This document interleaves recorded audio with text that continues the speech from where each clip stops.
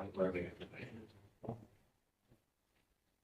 لله رب العالمين والصلاة والسلام على أشرف الأنبياء والمرسلين نبينا محمد وعلى آله وأصحابه ومن تبعهم بإحسان إلى يوم الدين.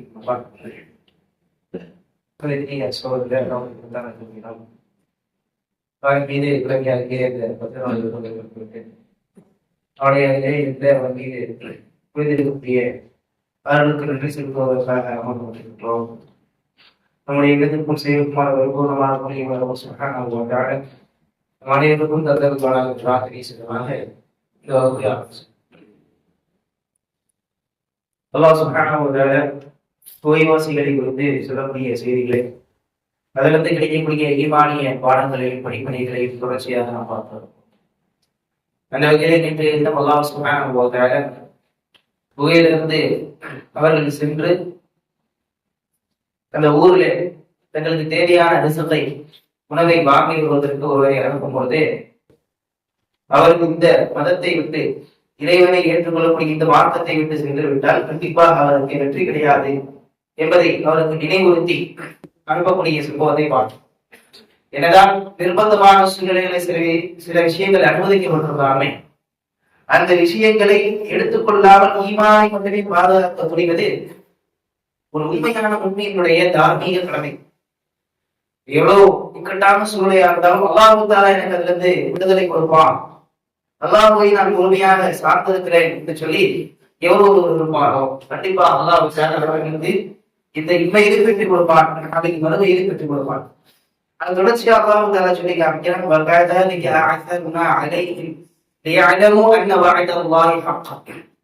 அவ்வாறுதான் மீண்டும் அவர்களை மற்ற மக்களுக்கு காமித்தோம். மற்ற மக்கள் இவர்களை வந்து பார்த்தார்கள். அவர்கள் அல்லாஹ்வுடைய வாக்குறுதி உண்மை என்று அறிந்து கொள்ள வேண்டும் என்பதற்காக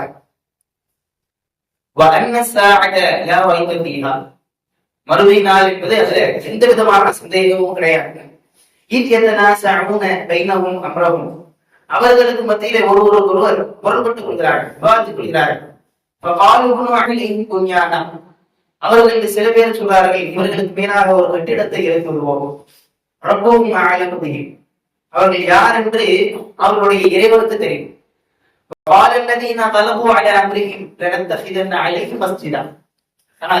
காரியத்திலே விதைத்தவர்கள், தங்களுக்கு என்று ஒரு அதிகாரம் படைத்தவர்கள், அவர்கள் சொல்றாங்க, இவர்களுக்கு மேலாக நாம் ஒரு பள்ளிவாசலை எழுப்பி விடுவோம், வணக்க ஸ்தலத்தை எழுப்பி விடுவோம் என்று அவர்களில் சிலர் சொல்கிறார்கள்.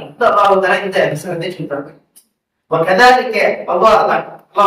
அவர்களை எப்படி அவனுடைய ரத்மத்தின் மூலமாக போர்த்தி அவனுடைய ரத்மத்தை போய் முழுக்க வைக்க வைத்து கிட்டத்தட்ட 309 ஆண்டு காலம் அவர்களை எந்த விதமான தொந்தரவும் இல்லாமல் தூங்க வைத்திருந்தானோ அதே போன்று எந்த விதமான கெடுதியும் இல்லாமல் அல்லாஹ் அவர்களை மீட்டு எழுப்புகிறார்கள். மற்ற மக்கள் எல்லாரும் அவர்களை காணும் விதத்திலே நாம் ஆகினோம். அசர அப்படிங்கிறது அருமையில யதார்த்தமா ஒரு விஷயம் கண்ணு முன்னாடி இருக்கும், ஆனா இது வரைக்கும் கண்டுக்க மாட்டோம். திடீர்னு யதார்த்தமா பார்க்கும்போது இங்க இப்படி ஒண்ணு இருக்குதா அப்படின்னு நம்ம ஆச்சரியப்பட்டு பார்ப்போம் இல்லையா? அதுதான் அசர அப்படின்னு சொல்லுவாங்க. அல்லாஹ் சுப்ஹானஹு அசர அப்படின்னு சொல்லுவாங்க. அல்லாஹ் சுப்ஹானஹு வ தஆலா இத்தனை ஆண்டு காலம் அவர்கள் அந்த ஊருக்கு நெருக்கத்துலதான் இருக்கிறாங்க. இந்த மலையும் சரி, இந்த மலைக்குள்ள இருக்கக்கூடிய குகையும் சரி, ஊருக்கு மிக அருகாமையில் தான் இருக்கிறது. ஆனால் ஒரு முறை கூட அவர்களால் அந்த குகைக்கு சென்று அந்த மனிதர்களை காண முடியும். இத்தனைக்கும் சொல்ல போனா அவர்களை பற்றியான செய்தி ஊர் முழுக்க பரவி கிடக்குது. இப்படி ஒரு 7 பேர் ஊரை விட்டு வெளியே போனாங்க, வெளியில போய் அல்லாஹ்வுக்காக அவர்கள் ஒதுங்கினார்கள் என்கின்ற செய்தி ஏற்கனவே அவர்கள் மத்தியில பரவி கிடந்தது, ஒரு கதையாக பேசப்பட்டு வந்தது. இருந்த போதும் கூட ஒருவர் கூட அவர்கள் பக்கத்தில் இருக்கக்கூடிய அந்த குகையை சென்று பார்க்கவே இல்லை. அல்லாஹ் சுப்ஹானஹு வ தஆலாவுடைய ஏற்பாடு. அப்படியே அவர்களில் இருக்கக்கூடிய சிலர் சேர்ந்து சில வெள்ளிக்காசுகளை ஒரு மனிதனிடத்தில் கொடுத்து ஊருக்கு சென்று அவர்களுக்கு தேவையான சாப்பாட்டை வாங்கி வருவதற்கு அனுப்புறாங்க. தப்சீருடைய அறிஞர்கள் சொல்லும் போது அப்படிதான் சாப்பாடை வாங்கி வருவதற்கு செல்ல ஊருக்குள்ள நுழையும் போதே வித்தியாசமான பல விஷயங்களை காண்கிறார்கள். அவர் ஏற்கனவே பார்த்த ஊர் மாதிரி இல்லாம சற்று ஏற்படுறது, இருந்தாலும் தன்னை யாரும் அடையாளம் கொண்டுவிடக் கூடாது என்பதற்காக ரொம்ப ரகசியமா அடுத்தவர்களுக்கு சந்தேகத்தை ஏற்படுத்தாத வகையில மார்க்கெட்டுக்கு போறாங்க.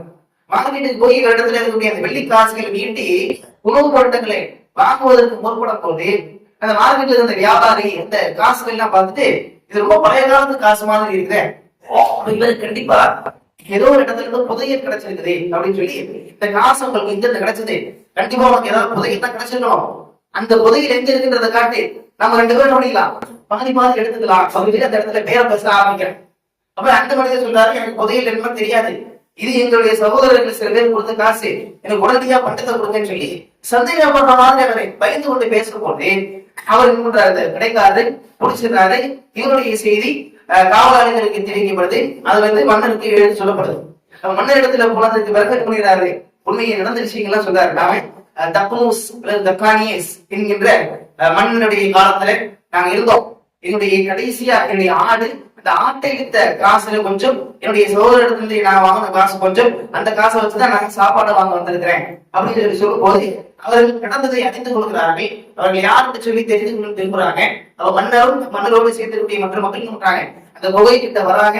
குகைக்குள்ள அந்த மனிதர் நுழைந்து தான் இப்படி நடந்த சம்பவத்தை சொல்லுவதற்காக உள்ள நுழையும் போது அல்லாஹ் சுப்ஹானஹு வ தஆலா அவர்களை எல்லோரையும் மரணமடைய செய்கிறான் என்ற செய்தி நம்ம தஃசீர்கள்லாம் பார்க்கிறோம். அப்படி அல்லாஹ் சுப்ஹானஹு வ தஆலா அவர்களை வெளி உலகத்துக்கு காட்டுவதற்காக மட்டுமே அங்கிருந்து அவர்களை எழுப்பியும் கொண்டிருந்தான்.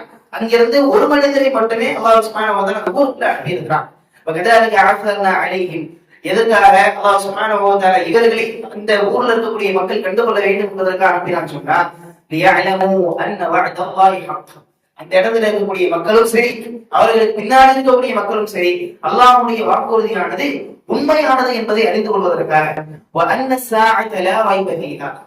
நிச்சயமாக மறுமை நாள் என்பது ஒன்று உண்டு, அது ஏற்படுவதில் எந்த விதமான சந்தேகமும் கிடையாது என்பதையும் அறிந்து கொள்ள வேண்டும் என்பதற்காக. ஏன்னா மறுமை நாளை குறித்துண்டான சந்தேகத்தின் பேரலா ஒரு ஆதாரத்தை சமர்ப்பிங்கன்னு சொன்னாங்க. இந்த கேள்விகளை எல்லாம் கேட்கிறாங்க. அந்த காலத்தில் இருந்த மக்களும் கூட, புகைவாசிகளுடைய காலத்தை வாழ்ந்த அந்த மக்களும் கூட மறுமை நாள் என்பது ஒன்று உண்டா என்கின்ற ஒரு சந்தேகத்தில் இருந்தாங்க. சிலர் முஸ்லிம்களாக இருந்த போதிலும் அல்லாஹ் தஆலா உடல்ல இருக்கக்கூடிய அந்த ரூஹை மட்டும்தான் வெளிப்படுத்துவாங்க, முழு உடலையும் அவர் நம்ப மாட்டாங்க, பொறுப்படுத்தி எடுக்க மாட்டான் என்கின்ற ஒரு தவறான நம்பிக்கை இருந்தார். அவர்களுக்கு இந்த நம்பிக்கையை போக்கும் விதமாக, சரியான நம்பிக்கையை கொடுக்கும் விதமாக, உண்மை அல்லாஹ் தஆலா அவர்களுக்கு வெளிப்படுத்தும் விதமாக அந்த இடத்துல இருக்கக்கூடிய மக்களுடைய ஈமான் இன்னும் அதிகமாக வேண்டும் என்பதற்காக அல்லாஹ் சுப்ஹானஹு வ தஆலா இவர்களுடைய உயிரையும் உடலையும் ஒரு சேர 300 ஆண்டு காலம் கிட்டத்தட்ட உறவு வைத்து அவர்களை மீண்டும் எழுப்பியிருக்கிறார் அப்படின்னு பார்க்கணும். அல்லாஹ் சுப்ஹானஹு வ தஆலா சொல்ல வரக்கூடிய செய்தி என்ன சொன்னா, மறுமை நாள் அதுல எந்த விதமான சந்தேகம் கிடையாது, கண்டிப்பாக மறுமை நாள் ஒன்று உங்களுக்கு நிகழ்ந்தே இருக்கும், அதுல எந்த விதமான சந்தேகம் கிடையாது. அல்லாஹ் சுப்ஹானஹு வ தஆலா மரணித்து மண்ணோடு மண்ணாக போன இந்த உடலையும் சரி, இந்த உயிரையும் சரி, அல்லாஹ் தஆலா மீண்டும் அந்த உடலுக்கு கொடுத்து எழுப்புவதற்கு காத்துக் கொண்டிருக்கிறார். அந்த நாள் வெகு தொலைவில் கிடையாது, மிக விரைவில் இருக்கிறது. ஏன்னா 300 ஆண்டு காலம் அவர்கள் எப்படி போச்சே தெரியல. அவர்கள் முறைக்கு கொண்டிருந்த அந்த சந்தர்ப்பம் அவர்களுக்கு வெறும் ஒரு நாள்ல இருக்கக்கூடிய 6 நாள் போன்று தெரிந்திருந்தது. அதையெல்லாம் தாண்டி அல்லாஹ் சுப்ஹானஹு வ தஆலா அவர்களை மீண்டும் எழுப்பி இந்த உலகத்துக்கு காமிச்சிருக்கிறார் அப்படின்னு சொன்னா, மறுமை நாள் மீது சந்தேகப்படுவதற்கான அருகதை, மறுமை நாள் மீது சந்தேகப்படுவதற்கான ஒரு உபாந்திரம் யாரும் கிடையாது என்பதை அல்லாஹ் சுப்ஹானஹு வ தஆலா இங்கே தெளிவுபடுத்துவதற்காக அடுத்த அல்லாஹ் தஆலா தொடர்ச்சியா சொல்றார். அவர்கள் சில பேர் சொல்றாங்க, இவர்களுக்கு சரியில்லை, என்ன பண்ணுங்க, இவர்களை சுத்தி நீங்கள் ஒரு கட்டிடத்தை கட்டுங்க அல்லது ஒரு மறைப்பை ஏற்படுத்திடுங்க அப்படின்னு சொல்லி சொல்றாங்க. ஏன் இந்த மாதிரி சொல்றாங்க? இவர்கள் தான் இந்த சமுதாயத்தில் இருக்கக்கூடிய படித்தவர்கள். ஏன்னா இவர்கள் வெளிவந்த சந்தர்ப்பத்துல இந்த குகைவாசிகள் அந்த ஊர்ல இருந்து வெளிவர பொழுது இருந்திருக்கூடிய மன்னன் காவியரான மன்னன், இவருடைய உயிருக்கும் இவருடைய மார்க்கத்துக்கும் உத்தரவாதம் இல்லாத ஒரு நிலைமைக்கு தான் பண்றாங்க. இங்க இருந்து வெளியே வராங்க. அங்க இருக்கக்கூடிய மக்களும் சரி, அங்க இருக்கக்கூடிய மன்னனும் சரி மோசமானதா இருந்திருக்காங்க. இவர்கள் எழுந்திருக்கும் போது அல்லாஹ் அந்த ஊரையே ஒரு இஸ்லாமிய ஊராக மாத்தினார்.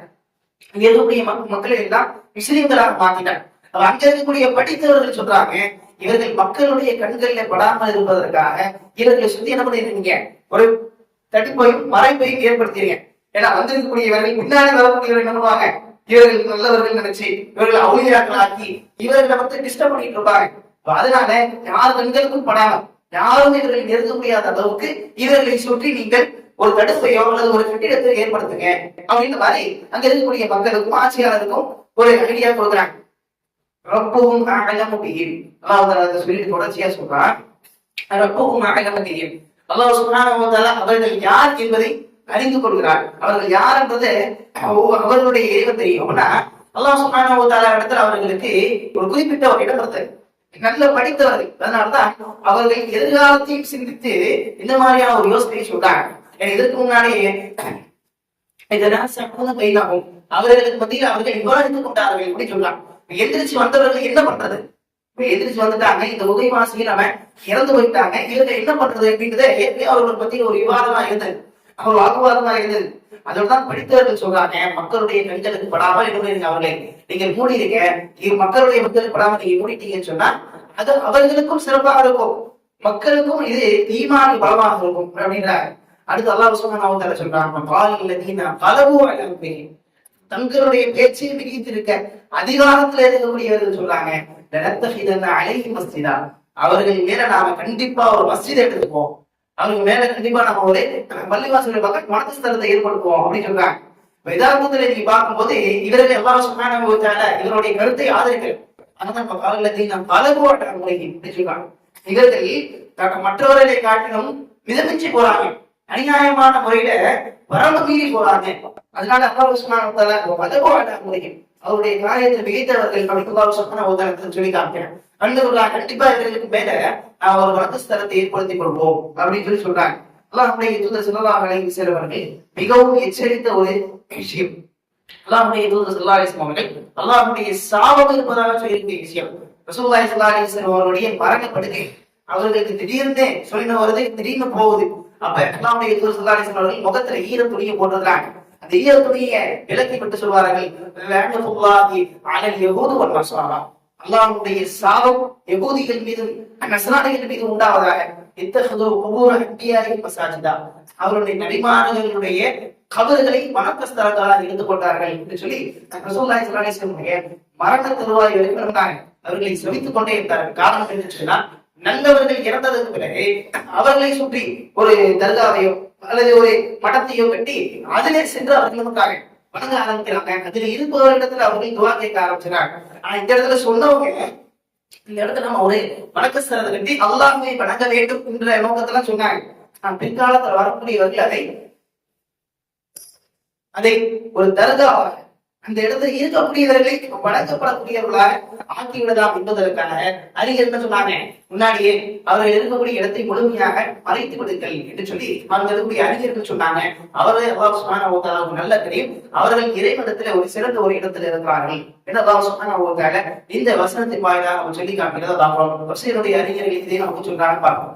இதுல நமக்கு கிடைக்கக்கூடிய இன்னொரு முக்கியமான ஒரு ஈமானி பாடம் என்ன சொன்னா, ஆரம்ப காலகட்டத்தில் அல்லாஹ்வுக்காக தொல்லைகளை சகித்துக் கொண்டவர்கள், ஆரம்பத்தில் அல்லாஹ்வுக்காக கஷ்டங்களை இன்னல்களை பொறுத்துக் கொண்டவர்கள், இறுதியிலே அல்லாஹ் சுப்ஹானஹு வ தஆலா அவர்களுக்காக கட்டாயமாக ஒரு மிகப்பெரிய ஒரு இடத்தை ஏற்படுத்துகிறார். அந்த இடம் அவர்களுக்கு மிக மரியாதை உள்ள இடமாக இருக்கும். அதுல எந்த விதமான சந்தேகம் கிடையாது.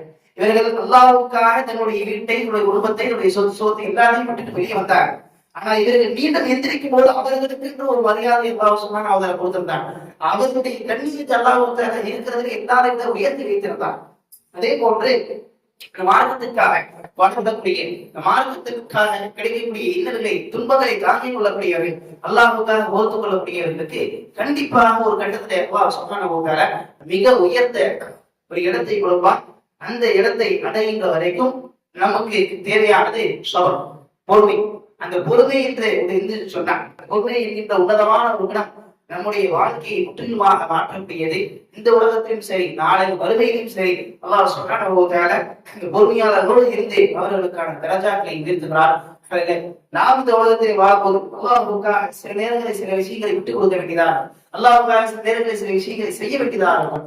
அதை பொறுமையோடு அல்லாஹ்வை தவக்கல் வைத்து நாம் செய்யும் போது கண்டிப்பாக அல்லாஹ் சுப்ஹானஹு வ தஆலா இந்த இமையிலும் சரி, நாளை வறுமையிலும் சரி மிக பெரிய ஒரு கூலியை நமக்கு, மிக பெரிய ஒரு தரஜாவை கொடுப்பதற்கு காத்துக் கொண்டிருக்கிறார். அல்லாஹ் சுப்ஹானஹு வ தஆலா உயர்ந்த தரஜாக்களுடையவர்களாக, உயர்ந்த சொர்க்கத்தை அடையக்கூடியவர்களாக நம் அனைவரையும் ஆக்கியவர்களாக واخر الحمد لله رب العالمين.